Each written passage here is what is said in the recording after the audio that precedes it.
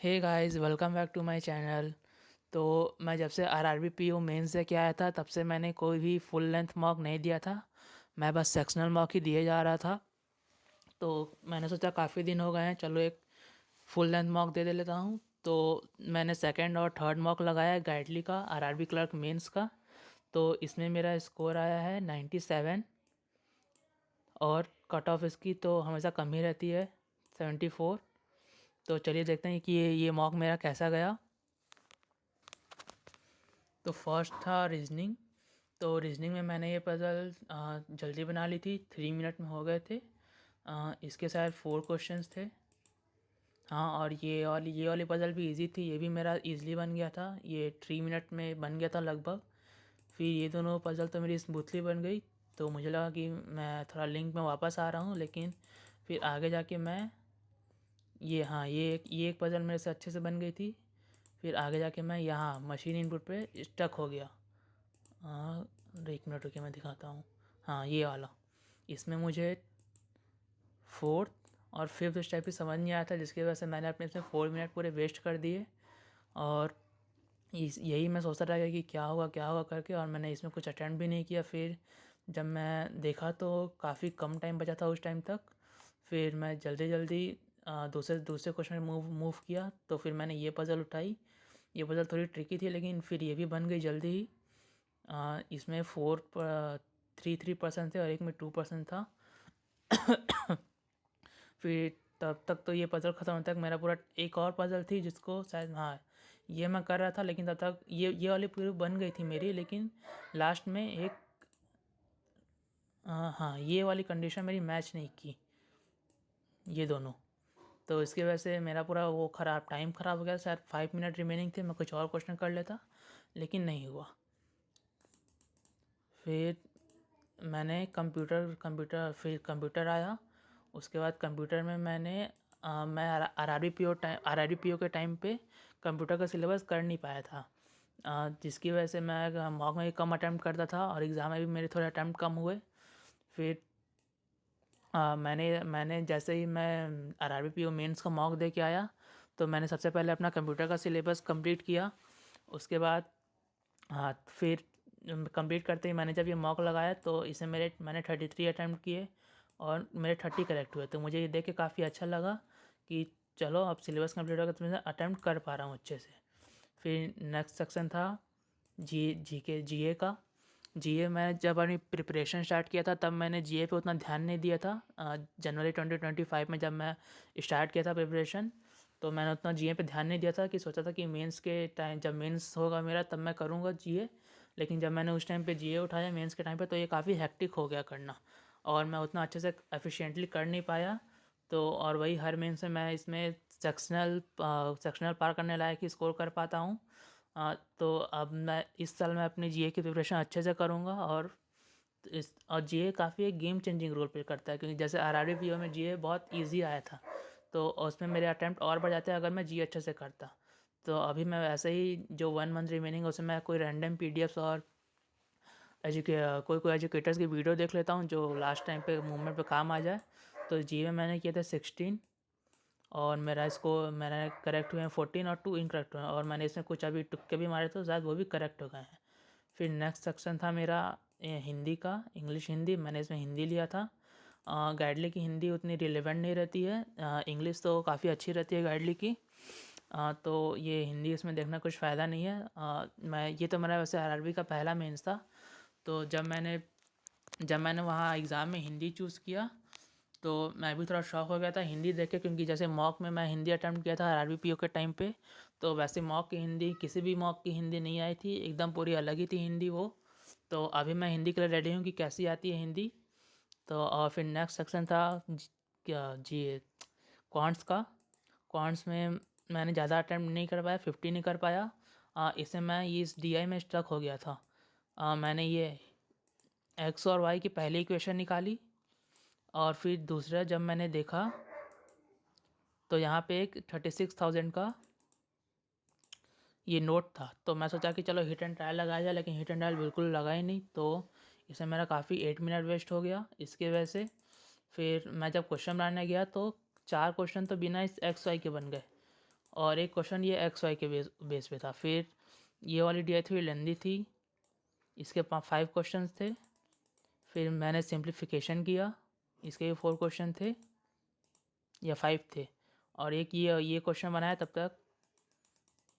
हाँ, एक ये क्वेश्चन नहीं बना पाया था, एक ये बनाया। तो ओवरऑल मैंने 17 अटैम्प्ट किए, मतलब 15 अटैम्प्ट किए थे, मेरे 14 करेक्ट हुए, एक इनकरेक्ट हुआ, तो 17.19 आए।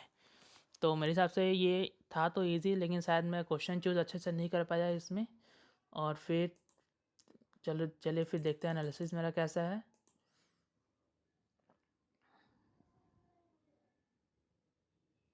हाँ, तो ये मेरा एनालिसिस है जिसमें मेरी रैंक आई है 1362 और परसेंटाइल है 96.2। मैंने काफ़ी दिन बाद दिया था, लेकिन तो फिर भी लेकिन थोड़ा स्कोर अच्छा आ गया। मुझे लगा 100 से कम है तो ज़्यादा परसेंटाइल नहीं आएगी, लेकिन ठीक आ गई है परसेंटाइल। और मेरे सेक्शन वाइज मार्क्स इतने हैं। रीजनिंग में 19, कंप्यूटर में 14, जीए में 13, हिंदी का तो चलिए बात ही नहीं करते हैं, और क्वांट्स में 17। तो अगर मैं हिंदी के मार्क्स हटा दूँ तो वैसे ही तो काफ़ी कम ही मार्क्स बनेंगे मेरे। ये तो सेकंड मॉक था, मैंने थर्ड भी अटैम्प्ट किया है। तो चलिए अभी थर्ड का एनालिसिस देखते हैं।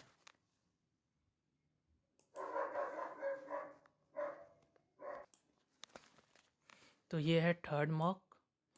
मैंने ये उसी दिन लगाया था, मतलब सेकंड वाला मैंने रात को 12 बजे लगाया था, और ये थर्ड वाला शायद मैंने रात को 10 बजे के आसपास लगाया था। तो इसमें मेरा स्कोर आया 117। कट ऑफ वही रही है 74-75। तो चलिए देखते हैं कि ये वाला मेरा मॉक कैसा गया है। तो सबसे पहले खोला था रीजनिंग। इसमें रीजनिंग मैंने अच्छे से की थी, क्वेश्चन भी अटैम्प्ट अच्छे से किए थे और चूज़ भी अच्छे से किए थे। तो सबसे पहले मैंने ये वाला बनाया था, ये वाली पज़ल बनाई थी। ये काफ़ी मेरे हिसाब से तो ईज़ी थी, लेकिन हाँ, नहीं मैं इसमें थोड़ा स्टक हो गया था पहले। मेरे 2 ठो ये नहीं बैठ रहे थे, शायद एच नहीं बैठ रहा था मेरा और ओ नहीं बैठ रहा था। तो इसमें मुझे 8 मिनट लग गए। तो मैं ये इस पॉज़ करने ही वाला था मॉक, तो मैंने सोचा कि चलो अब इतना दे लिया तो आगे भी दे ही लेता हूँ। फिर मैं जब आगे गया देने के लिए मॉक, मतलब ये आगे मैंने कंटिन्यू रखा इसे। फिर जो बाकी ये तो ये सिलॉक्स थे, ये वाली पज़ल मेरी ईज़िली बन गई। ईज़ी तो नहीं बोलेंगे, इसमें भी मुझे 7 मिनट लगे थे, लेकिन ऐसे ये जो बॉक्स बेस पज़ल होती है तो इसमें मैं थोड़ा स्टक हो जाता हूँ। IBPS PO प्री में भी मैं इसमें स्टक हो गया था। तो मैं ये थोड़ा कम ही चूज़ करता हूँ इसको बनाना, लेकिन मैंने इसमें बना लिया। तो इसमें भी मैं थोड़ा स्टक हो ही गया था, जिसका था इसमें भी मुझे 8 मिनट लगे लगभग, लेकिन फिर लास्ट में मेरी बन गई थी। फिर मैं थोड़ा आगे गया,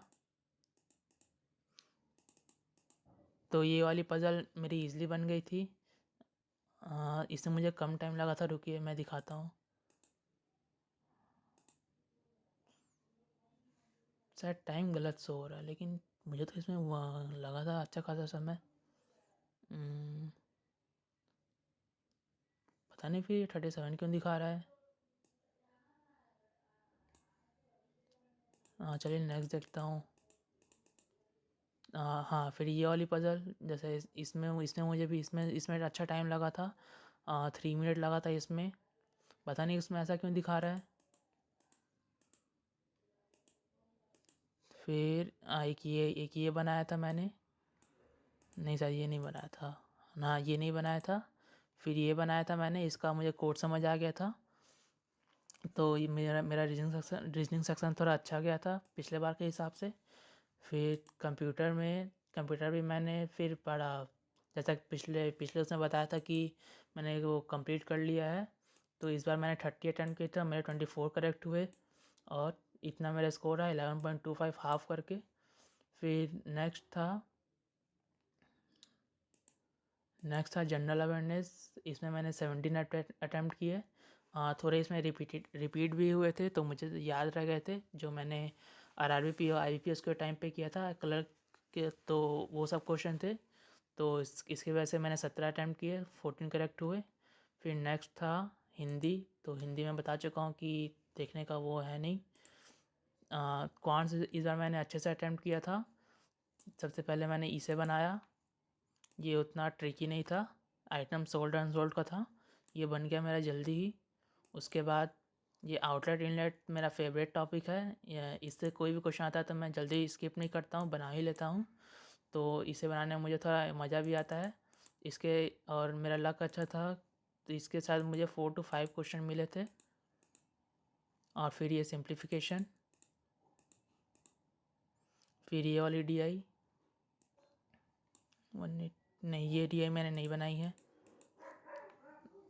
हाँ, फिर मैंने ये नंबर सीरीज़ बनाई 2 ठो। नंबर सीरीज़ में ज़्यादा पसंद नहीं करता हूँ बनाना, क्योंकि मैं कभी कभी इसमें स्टक हो जाता हूँ। और ये अरिथमेटिक बनाई मैंने, और इतना ही। इसे मैंने किया था 22 अटैम्प्ट, और करेक्ट कौन सा मेरी ज़्यादा एक्यूरेसी में तो ज़्यादातर 100% ही रहती है, और स्कोर आया मेरा 27.5। तो इसका एनालिसिस देखते हैं, चलिए।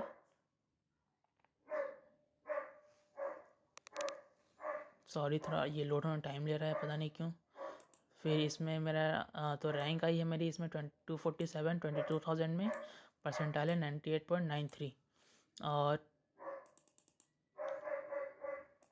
मेरे सेक्शन वाइज मार्क्स हैं, ये रीजनिंग में 33.75, कंप्यूटर में 11, जीए में 13, और हिंदी में 31, जो कि मुझे थोड़ा देखने में ठीक नहीं लगता है, क्योंकि हिंदी उस लेवल की है नहीं।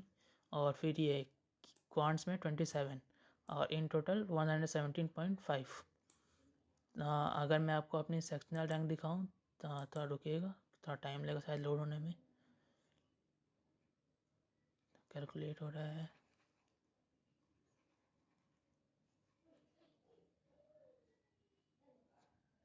हाँ, तो जैसा कि अगर मैं ये सेक्शनल रैंक देखें हम, तो रीजनिंग में मेरे 695 हैं, पिछले बार से अच्छे हैं, और परसेंटाइल है 96.97। कंप्यूटर में 97 परसेंटाइल, और रैंक है इतनी 678। जीए में 86 है, मैं भी शौक हूँ थोड़ा देख के। और रैंक है ये। और हिंदी जैसा तो वैसे है, जहाँ हिंदी में कम परसेंटाइल होना बनता ही है। रैंक है मेरी इसमें इतनी, और क्वांट्स में मेरे 97 परसेंटाइल है, और रैंक है ये। ओवरऑल मेरे 98 परसेंटाइल और रैंक 247। तो ये था मेरा मॉक्स 2 और 3 का स्कोर एंड एनालिसिस। आप भी अपना स्कोर कमेंट में बताइएगा अगर आपने अटेम्प्ट किया होगा तो। ठीक है, फिर तो मैं भी अगला वीडियो मैं अपने शायद अगर मैं 4th मॉक अटैम्प्ट करूँगा तो वो डालूँगा, नहीं तो शायद मैं ओबी का अटैम्प्ट करूँगा। तो ठीक है, फिर बने रहिएगा। Thanks for watching. Please like share and subscribe. Thank you.